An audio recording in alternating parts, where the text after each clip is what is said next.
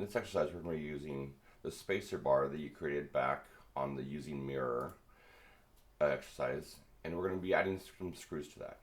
So you should have had these holes set as counter bores for a hex head screw. And so go into McMaster, follow the link here, and go into hex head screws. Find the screw that fits for the hole that you made. So whatever hole you had, find a screw that fits that, or now's the time maybe to adjust those holes so that way, it's a little bit better and closer to this model. And then also, you want to find a length so that it'll stick down.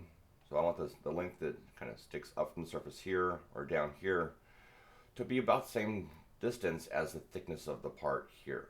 So whatever, if this is an inch on your model, I want it to stick down about an inch. So you need to take that and add in the space from the bottom of the part to the bottom of your counter bore here and here to get the right size. So you're probably gonna need two different size screws for this. One is for these three screws here, and one is for these two that are gonna be a little bit shorter on the outsides.